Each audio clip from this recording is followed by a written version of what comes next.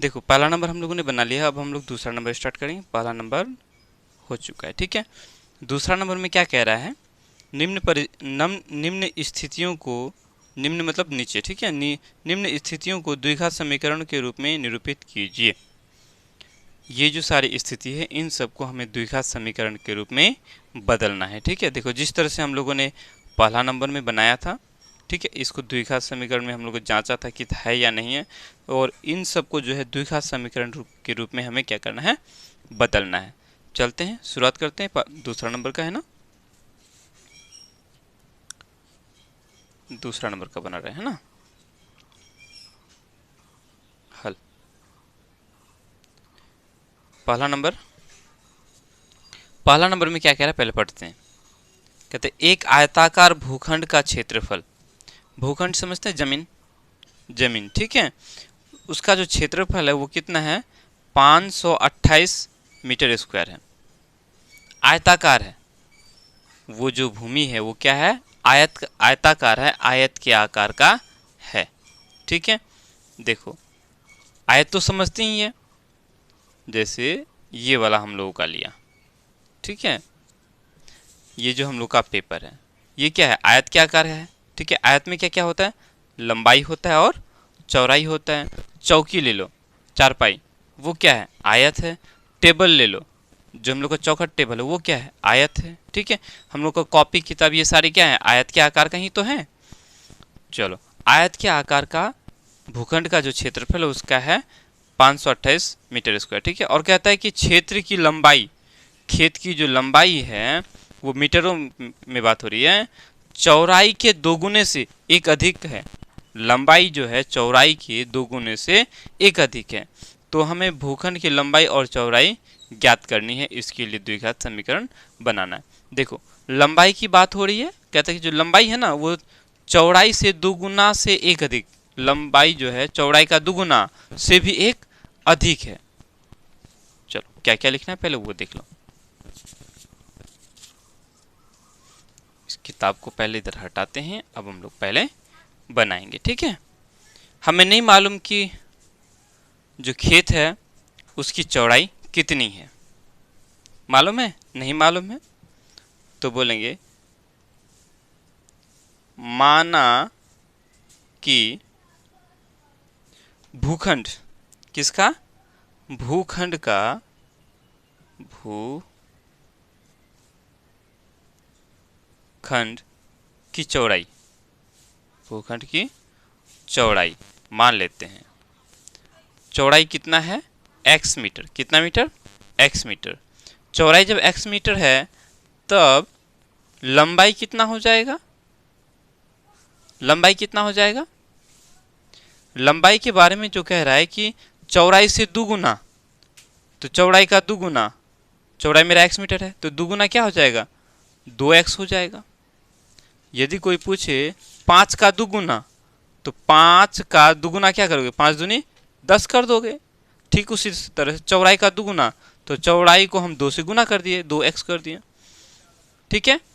दुगुने से एक अधिक, दुगुने से एक अधिक, अब ये दुगुना हो गया, इससे फिर एक अधिक, तो एक अधिक मतलब क्या, एक हम क्या करेंगे, जोड़ देंगे।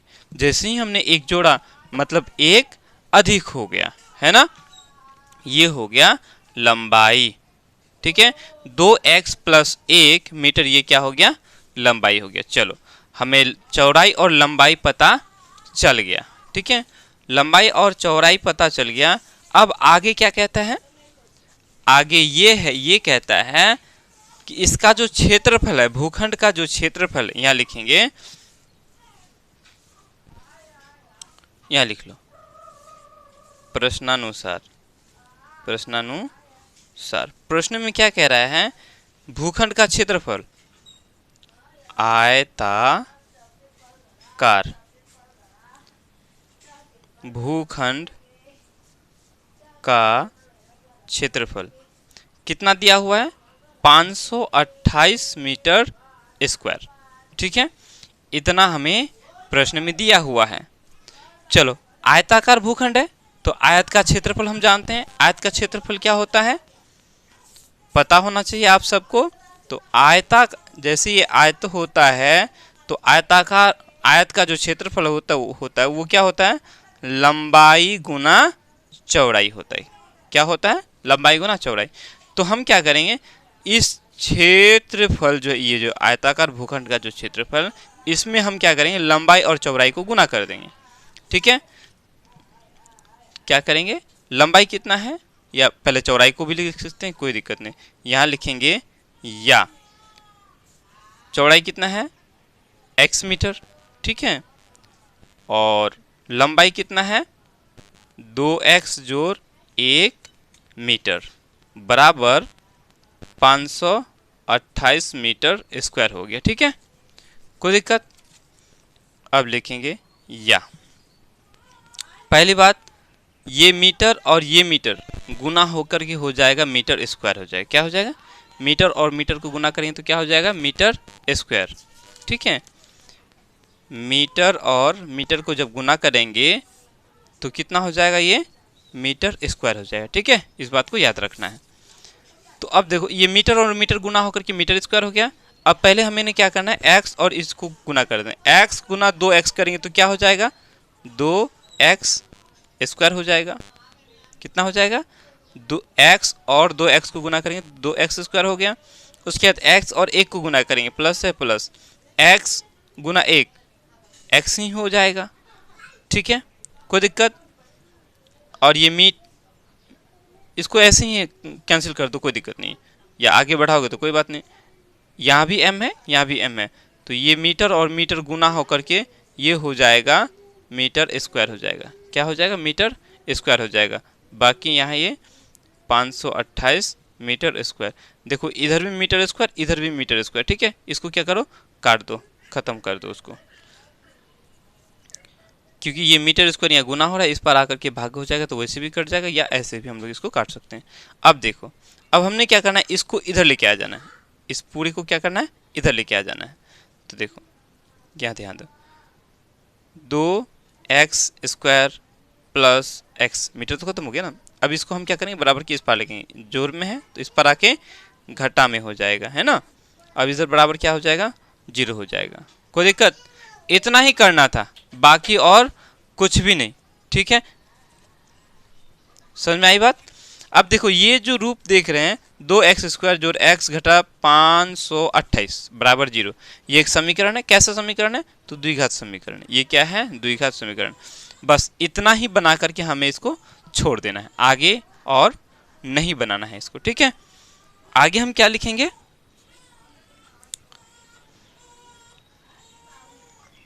आगे क्या लिखोगे, लिख दो, वांछित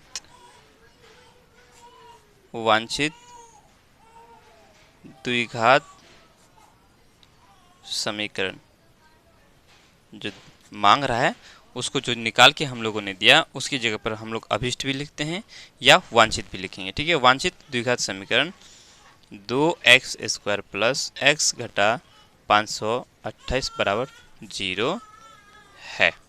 ठीक है, ये हम लोग का बन गया। आगे बढ़ते हैं दूसरा नंबर की ओर।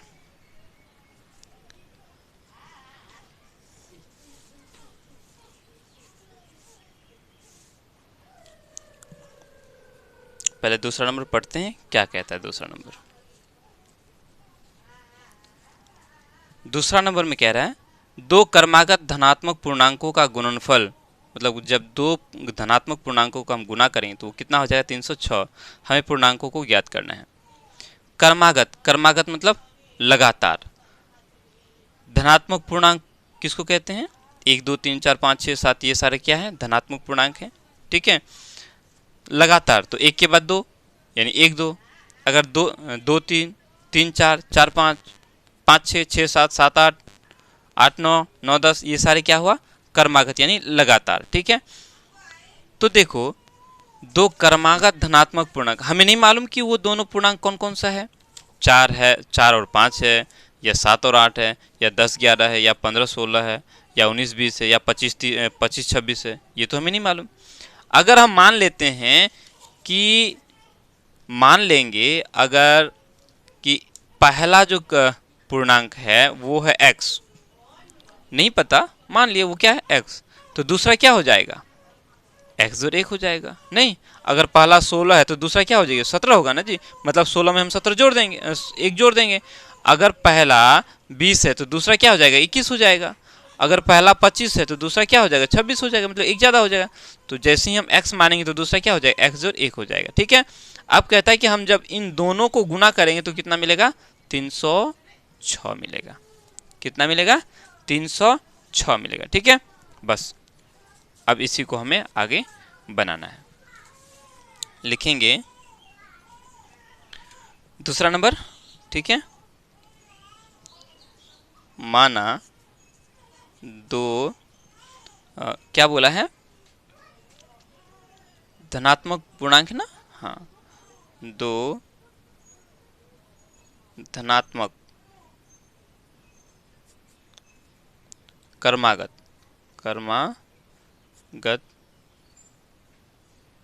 पूर्णांक x एवं x प्लस 1 है।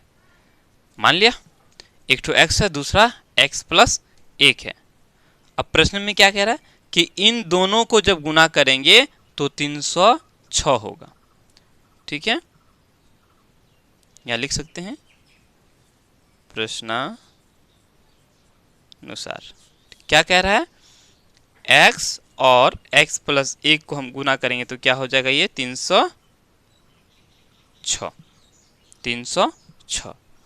लेकिन अब या गुना करेंगे, x गुना x, एक्स स्क्वायर हो गया, प्लस x जो x गुना 1 x ही हो जाएगा, बराबर 306। अब हम इसको बराबर की इस पार लेके आ जाएंगे, कुछ नहीं है, कुछ है क्या, देखो ध्यान से,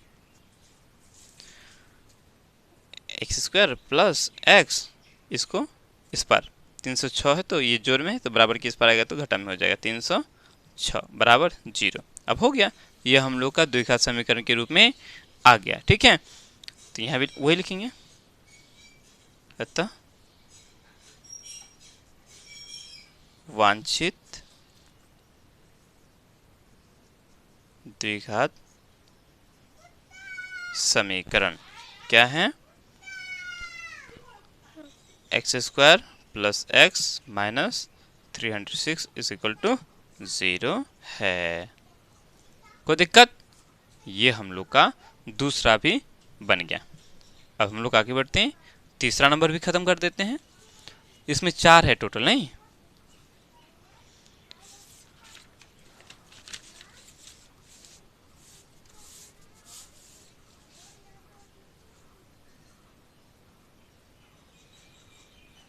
तीसरा नंबर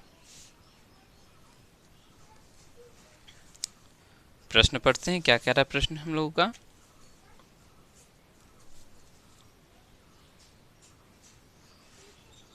रोहन की माँ उससे 26 वर्ष बड़ी है। रोहन की माँ रोहन से 26 साल बड़ी है, मतलब रोहन का उम्र कितना है हमें नहीं मालूम, मान लेते हैं कि रोहन का जो उम्र है वो कितना है, x वर्ष है। तो रोहन की माँ का उम्र कितना हो जाएगा, x में हम 26 साल जोड़ देंगे। अगर रोहन का उम्र 10 साल है तो रोहन की माँ का क्या हो जाएगा, 10 साल और 26 साल 36 साल हो जाएगा। अगर रोहन का उम्र अगर 5 साल है तो रोहन की माँ का उम्र कितना हो जाएगा, 26 में हम 5 जोड़ दें, 5 में हम 26 जोड़ देंगे तो कितना 31 वर्ष हो जाएगा। ठीक है, चलो पहला ही कंडीशन हम लोग पहले फुलफिल करते हैं।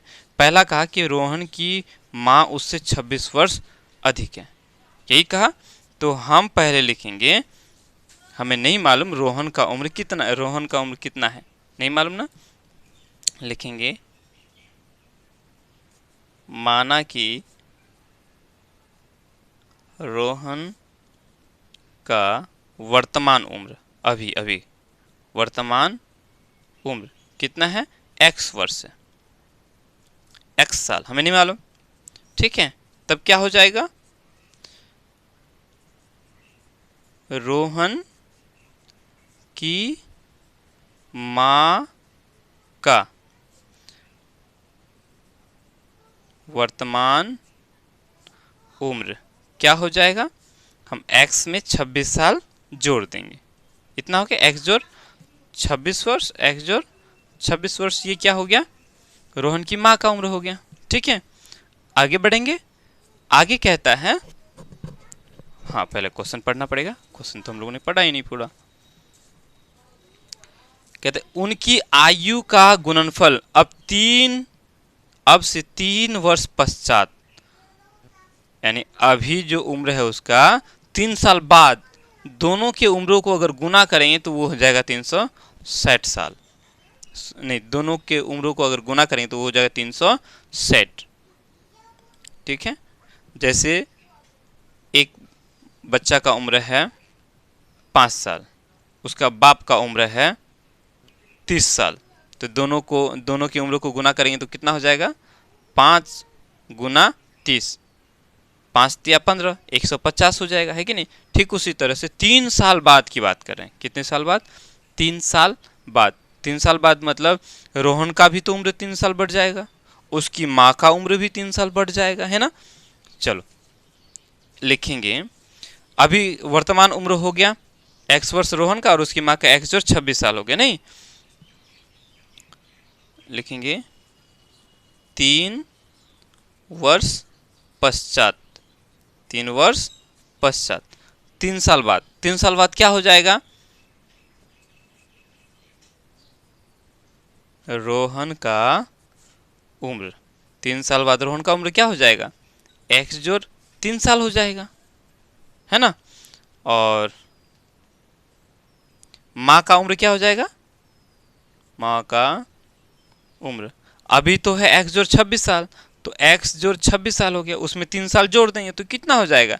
x जोड़ 29 साल हो जाएगा। नहीं, 3 साल हम जोड़ देंगे तो x जोड़ 29 साल हो जाएगा। ये माँ का उम्र हो गया। अब क्या कहता है, यहाँ लिखेंगे प्रश्नानुसार। प्रश्न के अनुसार कहता है कि हम इन दोनों को 3 साल बाद जो उम्र होगा उन दोनों को जब गुना करेंगे तो हो जाएगा 360, यानी कि x जोड़ 3 और x जोड़ 29 को यदि हम गुना करेंगे तो वो हो जाएगा 360 हो जाएगा। क्या हो जाएगा? 360 हो जाएगा। ठीक है, चलो अब आगे हमने करना है।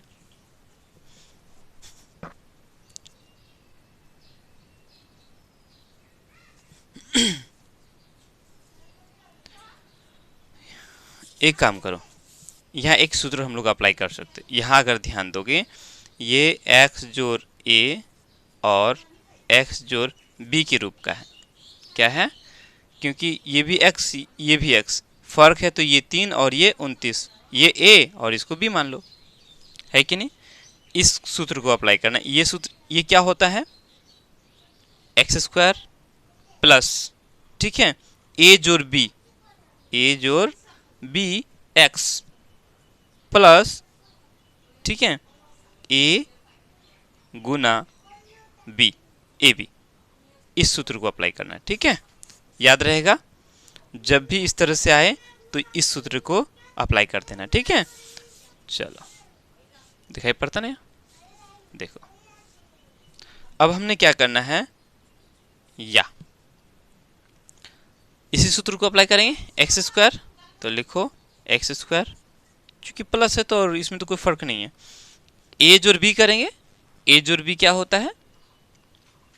ए जोड़ बी यानी 3 और 29 को जोड़ेंगे तो कितना हो जाएगा? 32 और x लिख देंगे। उसके बाद प्लस a और b को हम क्या करेंगे? गुना करेंगे। 3 और 29 को क्या कर देंगे? हम गुना कर देंगे तो कितना हो जाएगा? 9 तिया 27 का 7 और 3 दूनी 6 दू 8 बराबर 360 हो गया। कोई दिक्कत? देखो ऐसा क्यों कि, यहाँ ध्यान दो, ये सूत्र कैसे बना? हम इसको और इसको पहले गुना करते हैं तो एक्स स्क्वायर हो जाता है, फिर इसको और इसको गुना करते हैं, है ना, तो कितना हो जाता है? बी एक्स हो जाता है। फिर इसको और इसको गुना करते हैं तो क्या हो जाता है? ए एक्स हो जाता है। और फिर ए और बी को गुना करेंगे तो ए बी हो जाएगा। अब इसकी और इसकी बात करेंगे तो ये भी कोई नंबर है और ये भी कोई नंबर है, दोनों क्या है? नंबर ही है। जब दोनों नंबर है तो हम दोनों को क्या करेंगे? जोड़ेंगे। जोड़ेंगे तो किसको जोड़ेंगे? एक्स को जोड़ेंगे, क्या ए और बी को जोड़ेंगे, है कि नहीं? तो मतलब इसको हम कर देते हैं, ये बी और ए को जोड़ेंगे तो ए जोड़ बी कर देते हैं और एक्स प्लस ए भी कर देते हैं। कोई दिक्कत? इसी तरह से ये फॉर्मूला तैयार हो जाता है। एक स्टेप यहाँ से हट गया, नहीं तो हमें दो स्टेप, एक इस स्टेप को करना पड़ता, ठीक है, ये वाला स्टेप को हमने हटा दिया, इससे डायरेक्ट इस वाले स्टेप को कर दिया, ठीक है। चलो आगे चलते हैं। अब क्या करेंगे, इधर वाले को इस पर लेके आ जाएंगे, कोई दिक्कत, इसको इस पर लेके आ जाएंगे तो काम मेरा हो जाएगा। चलो देखो, x² प्लस 32x प्लस 87, ये 360 जोड़ में है तो इस पर आके घटा में हो जाएगा 360 बराबर, इस पर क्या हो गया, 0 हो गया। आगे करेंगे, अब सिर्फ घटाना है, ये x² जैसे का वैसे ही हो जाएगा, 32x ही रहेगा। अब 360 में से 87 घटा दो, 307 में से 87 घटाएंगे तो 10 में से 7 गया 3 और ये बच गया 5, तो इससे 15 में से 8 चला गया, कितना हो गया 7 और यहाँ 2 बच गया, ठीक है, घटा, चूंकि इससे घटा है, इसका चिन्ह घटा है तो घटा लगाएंगे बराबर 0, बस हो गया। यही हमें समीकरण निकालना था, द्विघात समीकरण, हम लोगों ने क्या क्या निकाल लिया। तो लिखेंगे अतः वांछित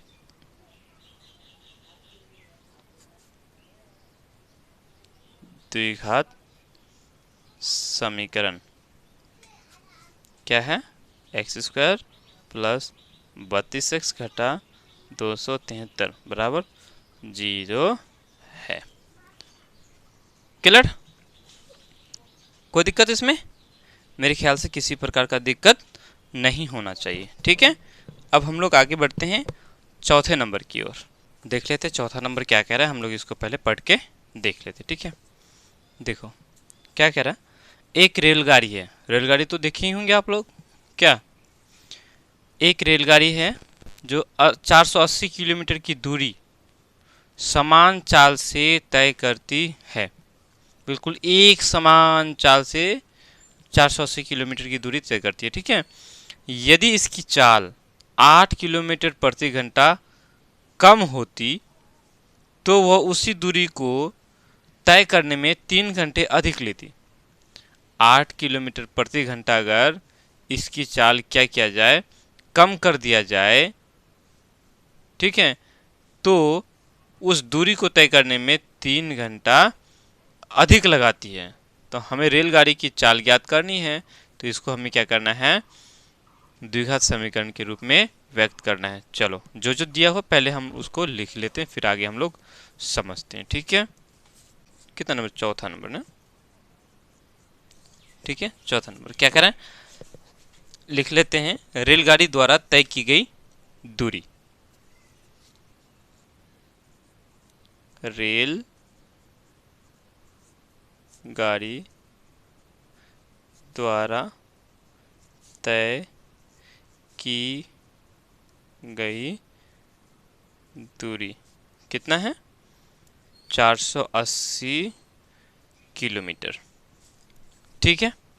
ये दिया हुआ है, हम लोग ये लिख लिए। अब देखो हमें नहीं मालूम रेलगाड़ी की चाल क्या है, मालूम है, नहीं मालूम, तो लिखेंगे माना कि रेलगाड़ी की चाल बराबर x किलोमीटर प्रति घंटा, प्रति घंटा, प्रति, इसको ऑब्लिक है ना, इसको बोलते प्रति घंटा, ठीक है। 1 घंटे में x किलोमीटर चलती है, मान लिया 1 घंटे में कितना चलती है, x किलोमीटर चलती है, तो ये हो गया रेलगाड़ी की चाल हो गया, ठीक है। देखो एक चीज आप लोग को पता होगा, ये जो चाल होता है, चाल किसको बोलते हैं, कितनी दूरी तय किया, उस दूरी को जब हम कितना समय में तय किया उससे अगर भाग दे देते तो उसको क्या बोलते हैं, चाल बोलते हैं। यानी कि चाल बराबर होता है दूरी बटा समय, कितना दूरी किया, कितना दूरी चला और कितना समय लगा, उस पूरे दूरी को जब हम समय से भाग दे दें तो जो मिलेगा उसको हम लोग बोलते हैं चाल, उसको क्या बोलते हैं, चाल, ठीक है, कोई दिक्कत। तो हमने यहाँ लिखा चाल, दूरी, ये दूरी को हम लोग किलोमीटर में, मीटर में मापते हैं, है कि नहीं। तो ये उसके बाद समय को किस में मापते हैं, घंटा में। तो इसी के तर्ज पर ये हुआ x किलोमीटर प्रति घंटा। मान लेते हैं कि वो x किलोमीटर चलता है कितने घंटे में, 1 घंटे में, ठीक है। तो इसी को लिखते हैं x किलोमीटर, और चूंकि ये घंटा बटा में है तो इसको प्रति घंटा लिखते हैं, ठीक है। समझ में बात। तो अब देखो ध्यान से, यहां हम अगर ऐसा करते हैं, इस समय को अगर लेके आ जाए यहाँ और चाल को इधर भेज दे तो क्या हो जाएगा, समय बराबर दूरी बटा चाल हो जाएगा।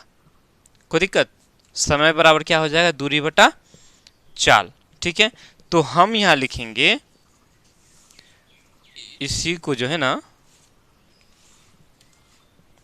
इसी को हम लोग लिखेंगे, इसी को आगे लिखेंगे 480 किलोमीटर तय करने में लगा समय।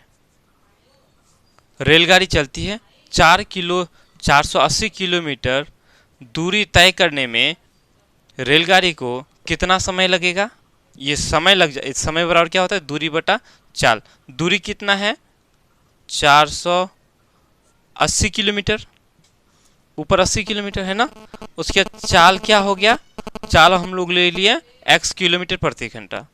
तो यहाँ x लिख देंगे और यहाँ h लिख देंगे। क्या लिखेंगे, h, h का मतलब घंटा। कैसे हुआ यहाँ समझो, देखो 480 किलोमीटर और नीचे x किलोमीटर प्रति घंटा, ठीक है। तो ये किलोमीटर और ये किलोमीटर क्या हो गया, खत्म हो गया, बचा क्या, घंटा। तो ये घंटा यहाँ आ गया। कैसे आया, देखो ये ऊपर किलोमीटर और नीचे किलोमीटर बटा घंटा, प्रति का मतलब बटा, ठीक है। तो क्या हो जाएगा, ये पूरा किलोमीटर को भाग दे रहा है। इसको हम अगर आगे बढ़ाएंगे तो ऐसे करते हैं ना, किलोमीटर इसको आगे बढ़ाएंगे, गुना में अगर बदलेंगे भाग को, तो ये नीचे वाला ऊपर और ऊपर वाला नीचे आ जाता है, ऐसे भी कट जाता है। किलोमीटर किलोमीटर खत्म हो गया तो बचा क्या, घंटा। तो वही ये घंटा बचा। अब ये मत समझ लेना ये घंटा ले ले, ऐसे मत समझ लेना, ठीक है। जो समय का घंटा है वो वाला घंटा, ठेंगा दिखाने वाला घंटा नहीं, या मंदिर में बजाने वाला घंटा नहीं, ठीक है। चलो अब समझ में आ गया होगा मेरे ख्याल से। आगे बढ़ते हैं। हमें पता चल गया कि 480 किलोमीटर दूरी तय करने के लिए रेलगाड़ी को 480 बटा x घंटा लगेगा, ठीक है। फिर आगे कहता है, आगे क्या कहता है, अगर चाल को 8 किलोमीटर प्रति घंटा अगर कम कर देते हैं तो उस दूरी को तय करने में 3 घंटा समय अधिक लग जाता है। कितना समय अधिक लग जाता है, 3 घंटा अधिक लग जाता है। समझ में आई बात, कोई दिक्कत। चलो तो अब क्या लिखेंगे,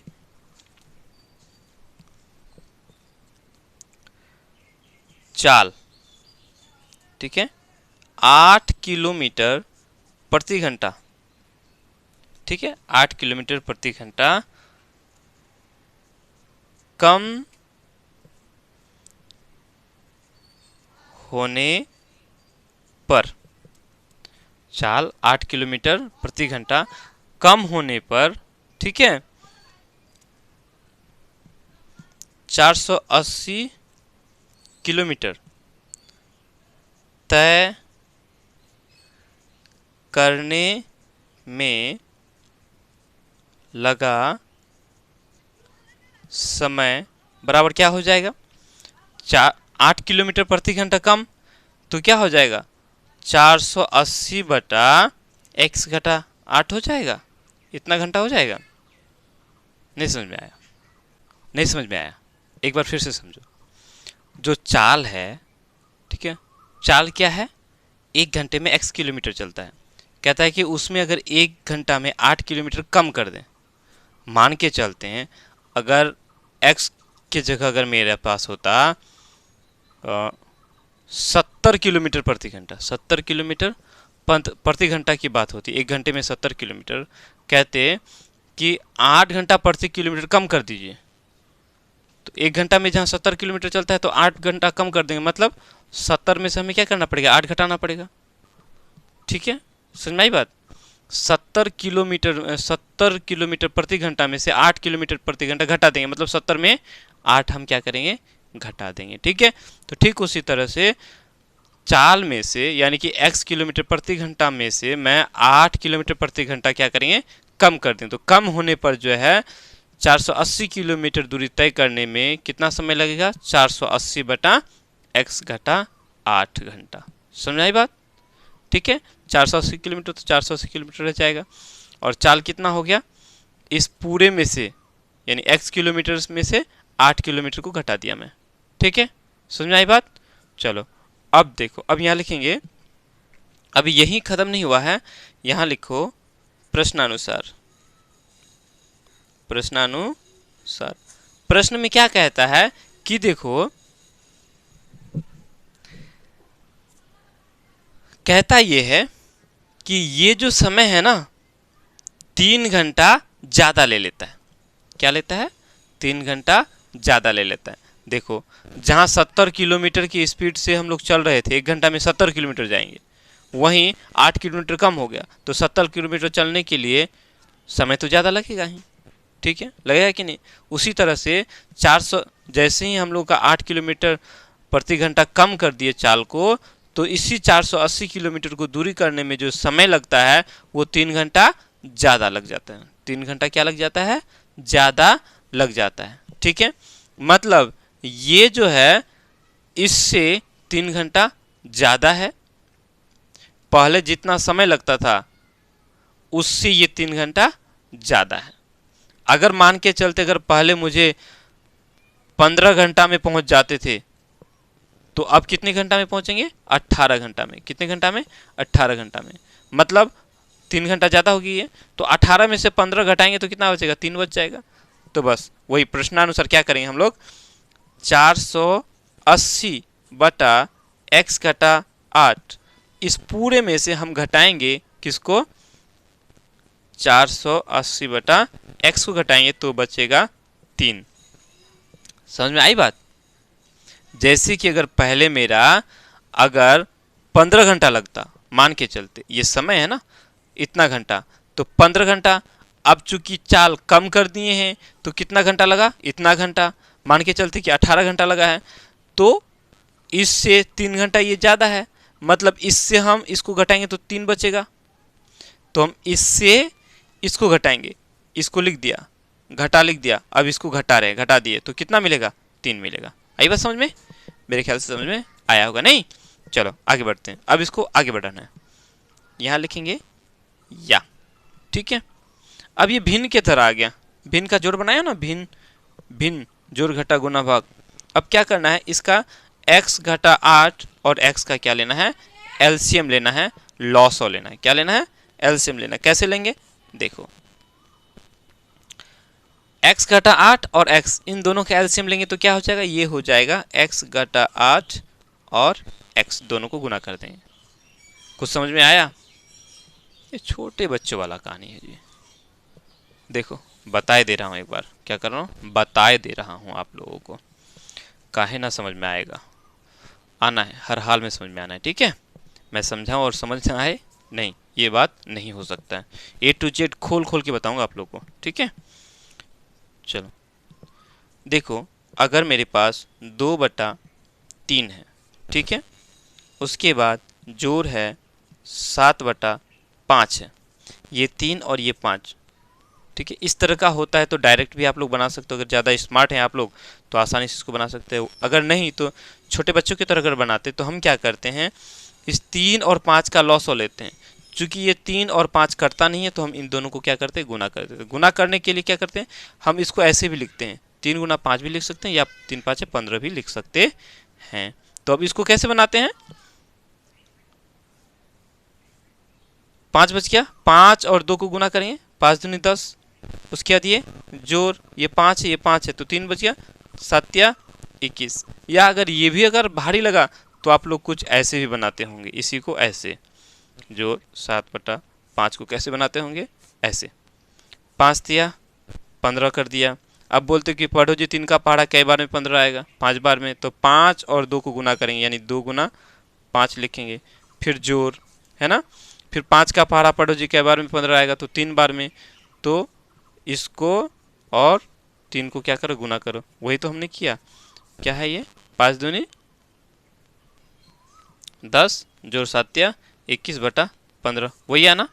चलो अब इसी तर्ज पर हमें करना है, देखो तो ये और ये कटने वाला तो है नहीं, दोनों आपस में कटने वाला नहीं है, तो हमने क्या कर दिया, दोनों को गुना कर दिया, x घटा 8 और x को क्या कर दिया, गुना कर दिया। ठीक है, अब क्या करेंगे, देखो जैसे कि यहाँ देखो ये 3 है तो ये 3 है, ये 3 और ये 3 रह गया, बच गया क्या 5, तो इस 5 को हमने इस 2 के साथ गुना कर दिया। ठीक उसी तरह से ये और ये है ही, तो बच गया क्या ये, इसको हम क्या करेंगे, ऊपर वाले के साथ गुना करेंगे, 480 को x के साथ गुना करेंगे तो क्या हो जाएगा, 480x हो जाएगा। ठीक है, उसके बाद ये घाटा है तो यहाँ घाटा लगाएंगे, लगा दिया।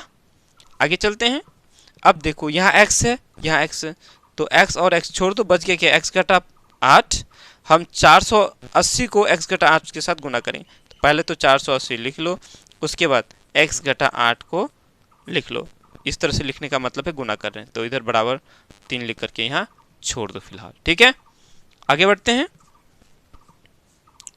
चलो अब आगे बढ़ने में क्या करेंगे, यहाँ लिखेंगे, या देखो ये जो है यहाँ क्या हो रहा है, एक स्टेप आगे कर देते हैं। ठीक है,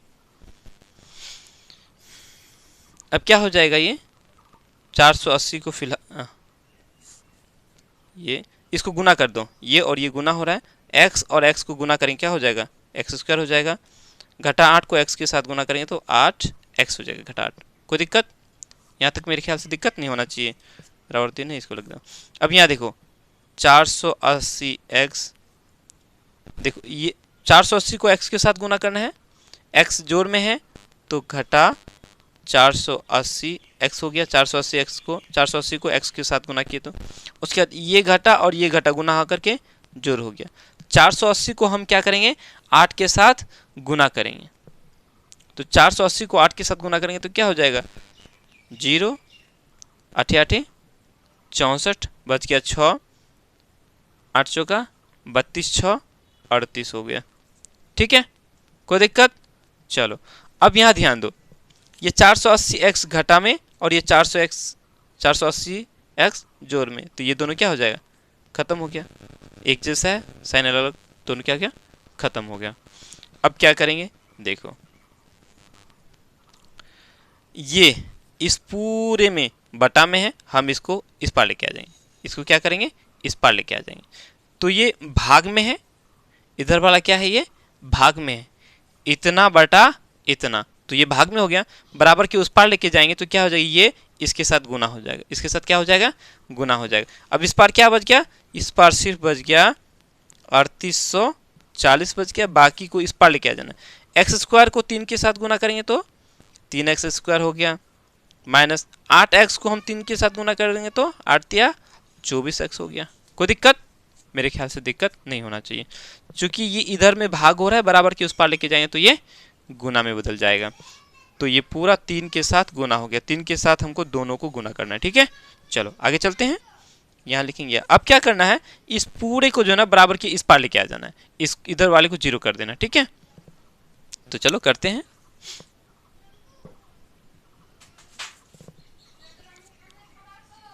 देखो ये घटा 3x, सॉरी 3x² जोड़ में है, इस पर आके क्या हो जाएगा, घटा हो जाएगा। देखो पहले इसको क्यों नहीं लिखे, क्योंकि इसको लास्ट में लिखना है। ठीक है, पहले जो ज़्यादा है x² को लिखना, फिर x को लिखना है, फिर उसके बाद बिना x वाले को लिखना है। ठीक है, तो अब क्या हो गया, ये घटा 3x² हो गया। अब ये घटा में है तो इस पर आके जोड़ में हो गया 24x। उसके बाद ये बच गया, ये तो जोड़ में है तो यहाँ जोड़ में रहने ही देना है, बराबर इधर 0 हो गया। ठीक है, अब ध्यान दो, यहाँ देखो यहाँ 3 है, यहाँ 24 है, यहाँ 3840 है।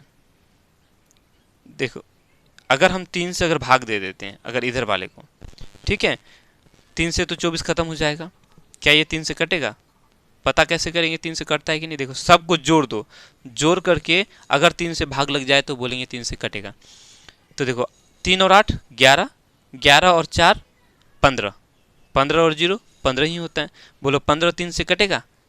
5 या 15 कट जाता ना, मतलब ये पूरा 3 से कट जाएगा। 3 से क्या हो जाएगा? कट जाएगा। तो हम ऐसा करते हैं, ये जो घटा 3 है ना, घटा 3 से सबको भाग दे देंगे। क्या करेंगे? सबको भाग दे देंगे ऐसे। अगर हम इसको घटा 3 से भाग दे दें तो ये घटा 3 खत्म, बच जाएगा क्या? x² बच जाएगा।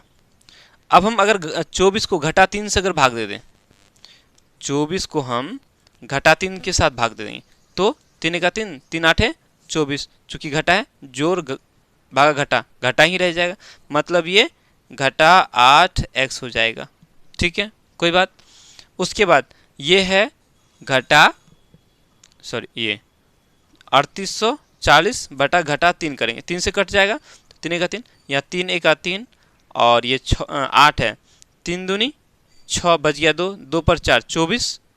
ठीक है, 8 या 24 और ये 0 1280, ये घटा है तो यहाँ घटा 1280 हो गया। ठीक है, बराबर अब ये 0, इधर को भी घटा 3 से भाग देना है तो 0 भागा घटा 3, 0 को किसी से भी भाग देंगे तो वो क्या हो जाएगा? 0 ही हो जाएगा, अर्थात ये 0 ही हो गया।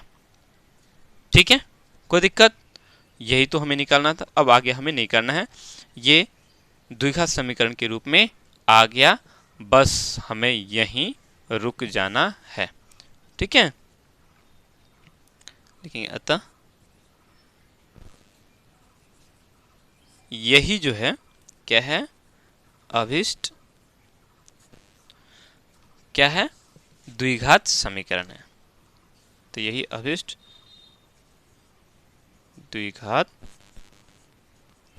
समीकरण है। ठीक है, अब समझ में आ गया? मेरे ख्याल से समझ में आ गया होगा। ठीक है, ना हो तो एक बार पुनः जो है इसको फिर से रिपीट कर लेना, दोबारा देख लेना, तो अच्छी तरह से समझ में फिर आ जाएगा। ठीक है, हर संभव मैंने प्रयास किया कि ताकि हर चीज़ बारीकी से आप लोगों को समझ में आ जाए, कहीं भी समझने में दिक्कत ना हो। ठीक है, याद रहे मैं जो भी वीडियोस बनाता हूँ वो स्पेशली उन बच्चों को ध्यान में रखते हुए, क्योंकि मेरे पास जो बच्चे हैं बिल्कुल कुछ भी नहीं जानते। ठीक है, जिस तरह से मैं उन लोग को पढ़ाता हूँ ठीक उसी तरह से मैं आप लोगों को भी पढ़ाने का कोशिश करता हूँ। ठीक है।